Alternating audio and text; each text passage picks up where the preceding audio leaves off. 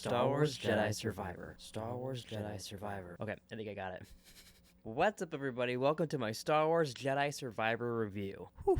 I literally just finished it about an hour ago. Now I'm ready to do this video. I have a lot of thoughts about the game. I really liked it, but there's some of it that's just like, fucking, I wish they would fix. Like their parrying system and stuff like that. It's fun, it's good, but sometimes it's such a pain in the ass that it would really frustrate me during fights. But let's talk about the story first, and then we'll get into some game mechanics here and whatnot. The story, I mean, it's kind of simple. It's been a few years since the last game. The crew's moved on and done some other shit. After you go around for a bit, kind of learning the game, learning the new mechanics and whatnot a little bit, you end up finding Vecna from Stranger Things, and he comes out. He ends up being a bad guy. You guys fight for a little bit.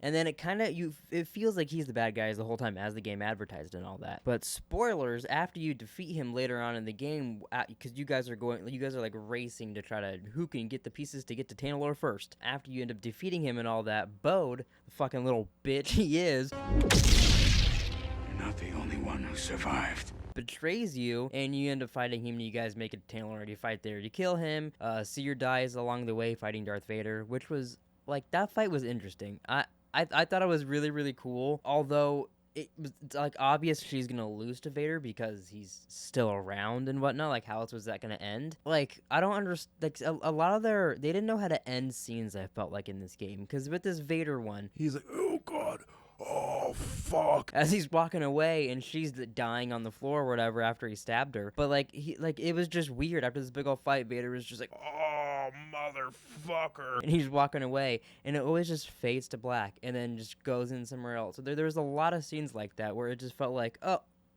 it's over. Oh, okay, cool, I guess it's over now.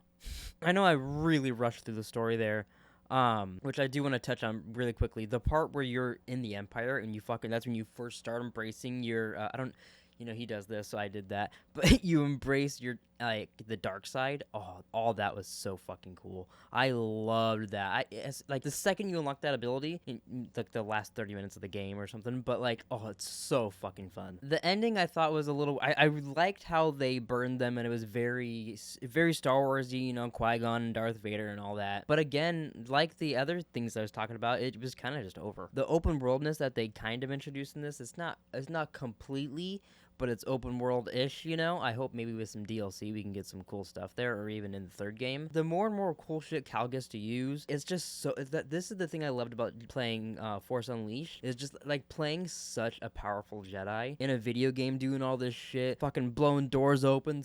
One of the funnest things to do in this game for me was sucking humans, pulling people with the Force towards me, and just fucking throwing them at someone else. I loved doing that. That was so fun in the game.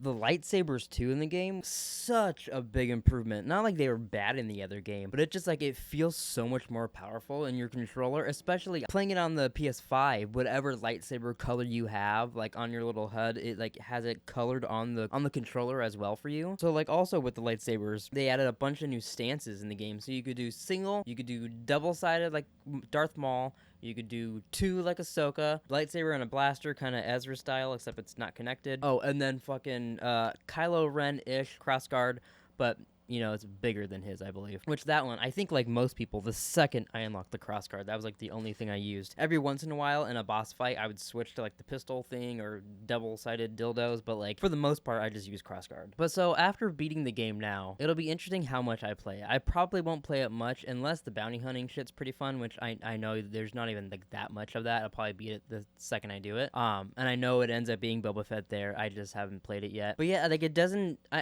feel like there's a lot more for me to do right now that the game's done.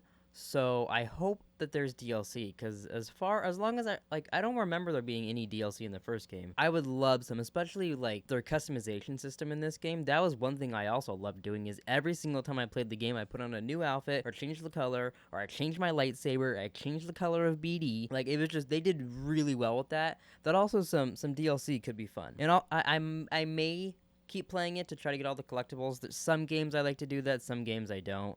It just kind of depends. Like, I don't see this being like a Last of Us Part 2 where I just like replay it over and over and over again. I'll probably give the New Game Plus a whirl, but I don't know if I'll do the whole game again. especially right now. I just fucking beat it. Jesus, give me some space, Jedi Survivor. There was a lot of like bug problems I heard the game, mostly on PC. Like I said, I played it on PS5. I did have a few problems. It crashed like 3 or 4 times during like moments right before I fucking got to a save, which some of their spawn points in this game, I mean, fucking brutal. I get it a little bit, like they want you to go find all these shortcuts and do these things, but like, Jesus Christ, sometimes you're like, oh, I could throw my controller through the TV right now. I do think too, speaking of wanting to throw my controller through the TV, this game, it was a hell of a lot more difficult, at least for me, than the first game. The first game was pretty hard sometimes to me, like in the boss fights and stuff like that. Every once in a while I'd be like, oh, this one's a lot harder. But like the boss fights in this progressively get harder, especially when you get to Darth Vader and you get to Bode. But for Darth Vader, fucking Jesus, I was doing that all last night and I was like, I'm fucking done, and that's where I started off today. But oh my god, some of those fights are, I do like that they're hard, because if they were so easy, the game, I would have breezed past it in a day. Like I can't imagine, I didn't play it on the hardest difficulty. I'm not going to tell you what I played it on. I don't think I would last a second on the hardest difficulty. Maybe I just suck. I probably do suck, but yeah, the game can be pretty rough sometimes. It's pretty brutal, but I do enjoy that. Also, I don't think this really had any impact on anything Star Wars. Not that it necessarily had to. Let me just think. I mean, other than maybe Darth Vader had to get a new outfit because he got a little burned from Seer. I don't see how this impacts stuff. I mean, maybe it could later on because they went to Tanalorr. Maybe stuff will go back and forth from the third game and blah, blah, blah, blah, blah. I do like, too, that we're kind of getting a little bit of the info of, like, why Cal Kestis has met Luke Skywalker or popped up, you know, to any of these other movies or shows that we've seen in video games and whatnot.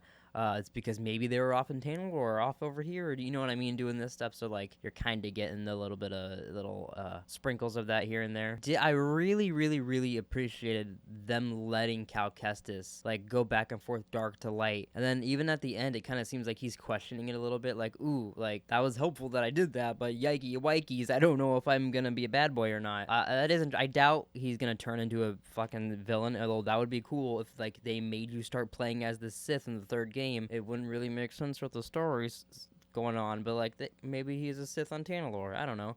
But yeah, I thought that was really cool. It was really fun, and like chopping up the people in this game, the dismemberment, great touch. It could be a little more, you could do a little more with that, but like when I pulled a human towards me and I cut his leg off, it feels a little brutal. I was like, oh my god, I cut that dude's leg off, like, Jesus. But it was cool. I appreciate, like, them letting us do stuff like that, because sometimes in Star Wars, lightsabers are bouncing on people's chests and stuff, like in Obi-Wan Kenobi. Obviously, I'm gonna play the third game whenever it comes out. I doubt, obviously not anytime soon, but they did say this is supposed to be a trilogy. At least the director said that. At least, I think even back when the first game was coming out, maybe just for this one. It doesn't really matter, I guess, when he said it, but yeah, so this will be a trilogy. In the next game, the crew we have at the moment is Cal Kestis. We have, fuck, I just lost his name. The little furry guy.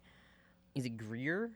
It can't be Greer. What the, god damn it. And I gotta look up his name. Grease. It was Grease. I was close. But yeah, so I'm just, now that I have it here. So we have Cal. We have Marin. We have Grease. We have the little girl that I don't remember her name, but Bode's daughter, and that's it, right? That's it for our cast. I mean, I guess they could find people in between. Speaking of Mirren, though, since I just talked about her for 1 second because I mentioned she's part of the team, her and Cal got together. They're kind of like, they're little lovers now. I dug that.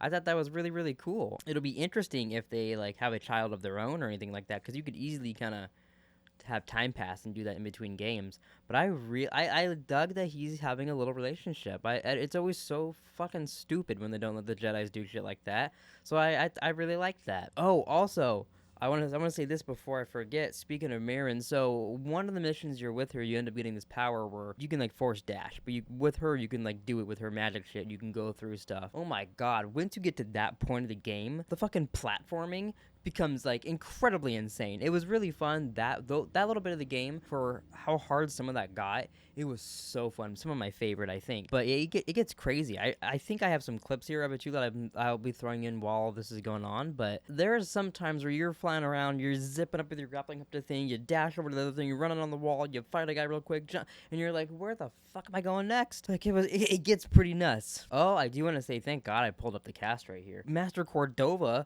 got murdered by Bode. What a fucking dick. That was such a crazy scene. The High Republic stuff in the game, I thought that was a cool touch, but they didn't do a whole lot with it. Like, really, it's just an excuse to get to Dagon, Vecna, whatever, whatever you want to call him.